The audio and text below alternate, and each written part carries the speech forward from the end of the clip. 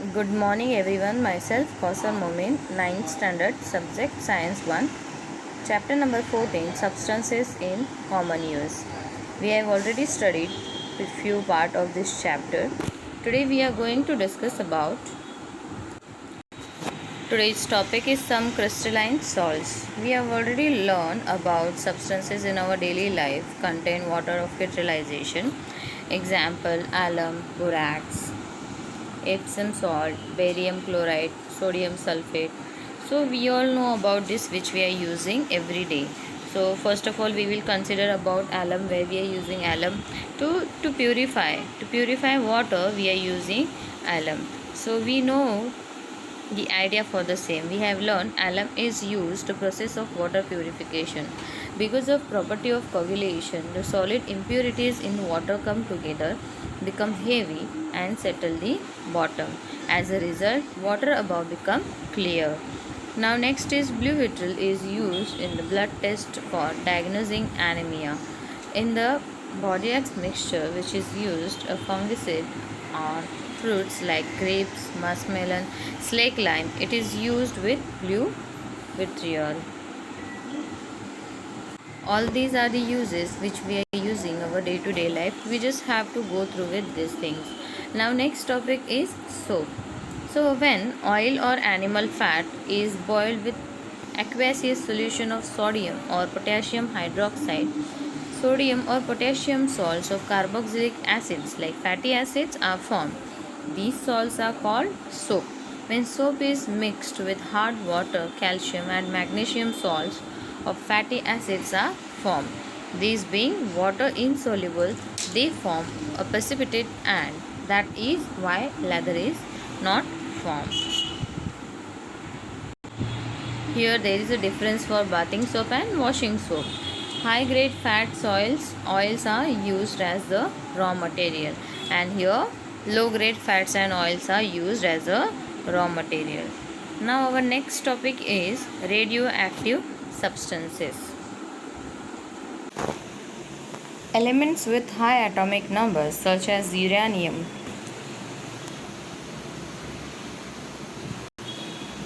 thorium, radium have a property of spontaneously emitting invisible, highly penetrating and high energy radiation. This property is called radioactivity. Radioactivity property means it has highly penetrating and highly energy radiation. So that is why we are calling it as radioactivity. A substance having this property is called radioactive substance. The nucleus of radioactive elements is unstable. They are not stable. They are not at one place. That is why it is unstable. Radiation occurs from an unstable nucleus. Radioactive substances are relevant to our day-to-day life. However, before going further, let us learn something about substances. Three types of radiation are given by radioactive substances, and these are alpha, beta and gamma rays, which we are getting from radioactive substances. So let's go ahead with in detail. First of all, we will go ahead with the radioactive radiation. The history of this radioactive radiation is: in 1889, Rutherford discovered that the radiation emitted by radium were of two types. They are called alpha and beta radiation. Who discovered this thing? Rutherford discovered. Which year? 1889. There are two types of radiation. One is alpha and other one is beta radiation. Villard discovered that third type, namely gamma radiation. Two radiation discovered by Rutherford and one radiation is discovered by scientist Villard. When these rays are allowed to pass through oppositely charged plates, they get separated. Oppositely charged plates means we are having two plates, positive and negative, and we are passing from one source these rays, then they are passed with positive, negative or somewhere non-positive or non-negative. I'll show you the diagram for the same. Here is the diagram. Here is a radioactive substance. You can observe here radioactive substance. Slit is over there, and from this radioactive substance, radioactive source is the rays are passing through this slit, and here are the two plates. When after observation, these are the electrically plates by positive and negatively charged.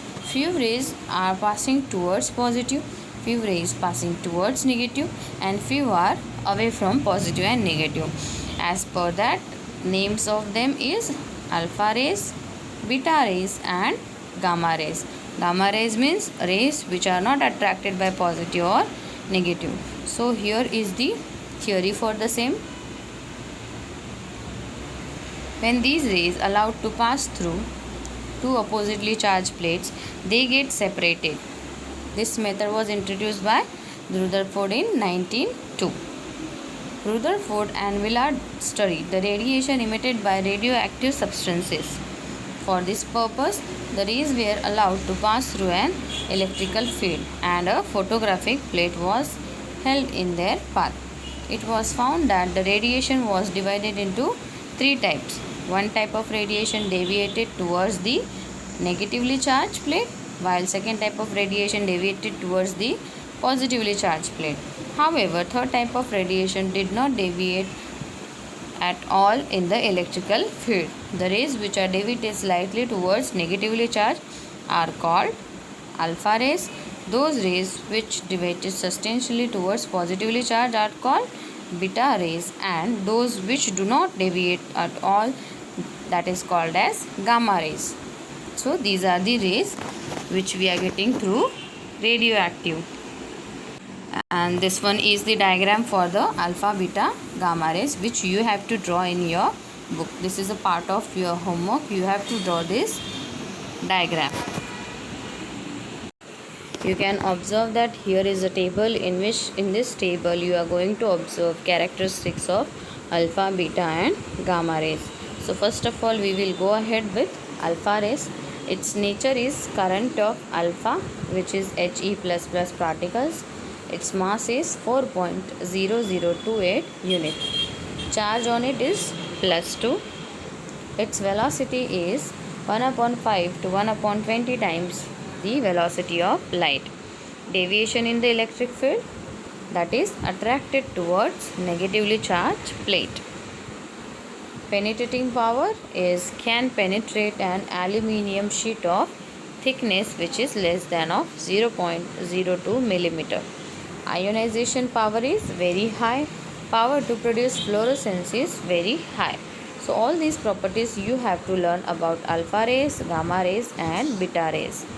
Now next column is related to beta rays. Its nature is current of beta, which is E- particles. Its mass is very less, that is 0.000548 unit. Charge on it is -1. Its range is 1/5 to 9/10 times of the velocity of light. Attracted towards positively charged plate, which is deviation the electric field.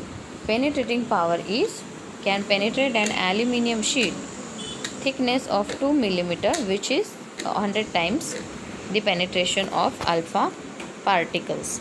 Ionization power is very low. You can observe the difference between alpha rays and beta rays. It has penetration power is very high and it has low. Produced to fluorescence, that is here it is very high for alpha and here it is for beta, it is very low. Similarly, we are having characteristics of gamma rays. Its nature is electromagnetic radiation. No mass is there. Electrically neutral it is. No mass means very less mass, which is considerable as no mass. Same the velocity of light. Whatever the velocity of light, that much velocity of gamma rays. Deviation in the electric field, there is no deviation.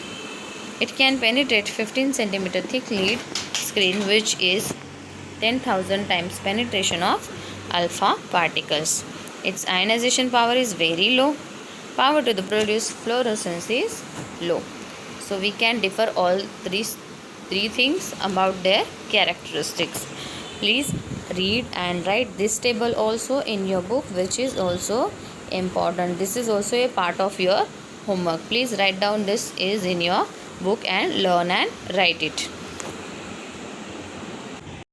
Now our next topic is some chemical substances in day-to-day life. Food colors and essences. We all know about this food colors and essences which we are using to make sweets and all. To make food we are using food colors and essences. So food colors are mixed in most of soft drinks and foodstuffs available in the market. These food colors are in the form of powders, gels and paste. Food colors are used in domestic as well as commercial products. Certain colors and essences are added to ice cream, ice candies, sauce, fruit, juice, cold drinks, pickles, jam and jelly.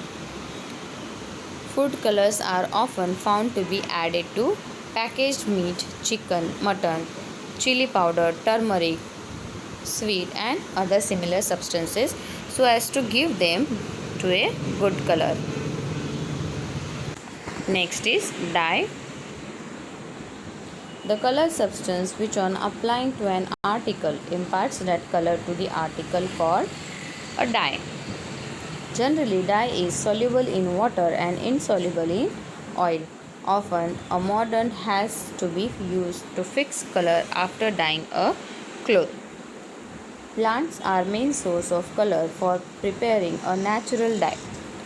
Roots, leaves, flowers, bark, fruits, seeds, fungus and pistil are used for making dyes. In Kashmir, a very good dye is made from saffron, which is used to dye fibers from which saris, shawls and dresses are made. These are very costly. Many people are engaged in this occupation as their means of earning a livelihood. The use of henna leaves to color hair is safe for health. William Henry Perkin invented an artificial dye in 1856. Artificial dyes are classified into many types on the basis of chemical properties and solubility. Petroleum products and mineral are used in these dyes. Next topic is artificial colors. This also we are using in our day-to-day life, artificial colors. We regularly use artificial colors on Rang Panchami, decorating houses by painting. The red color used on Rang Panchami is very dangerous. It contains high proportion of mercury in it. This poses risks like blindness, skin cancer, asthma, itching of the skin, permanent blocking of sweat pores, etc. Therefore, it is necessary that artificial colors are used too cautiously. Next topic is deodorant. Body odor is caused by the bacterial decomposition of the sweat. A deodorant is used to prevent this odor. While going school, while going some function, we are using a perfume or something else to smell good. So that is deodorant. Everybody likes fragrant deodorant to remain fresh the whole day. School children use deo. School children use deo on large scale. This large scale use of deo in adolescent is a result of the advertisement shown on television. Obviously, we all are seeing, we all are observing in our TV video and all. So there lot of deo advertisement is there. So we are following the same. This large scale use of deo in adolescent is a result of advertisement shown on television. Deodorants contain parabens like methyl, ethyl, propyl, benzyl and butyl, and also alcohol in large proportions. Aluminium compound and silica are also used. So first is ordinary deo. It contains a smaller proportion of aluminium. It decreases the odor of the sweat. Next is antiperspirant deo. This decreases the extent of sweating. It contains about 15% of aluminium chlorohydrate. It clogs the sweat pores on the skin. Next is clinical dew. Some people sweat heavily and it has harmful effects on the skin. Clinical dew mean for such people it contains 20% to 25% aluminum. It is used during the night. Now next is harmful effects. Aluminium, zirconium compounds are the most harmful chemicals in the deodorant. Disorders like headache, asthma, respiratory disorders, heart disease are likely to occur without our knowledge. There is possibility of various skin disorders and also skin cancer due to aluminium chlorohydrates. Nowadays you all can observe like lot of people are suffering with the cancer. So behind that this type of reasons are there only. They are using this type of chemicals in their day-to-day life. That is why these types of disease are there. Now today I stop my lecture over here. Whatever I have given you as a homework, please learn and write and draw the diagram. Thank you.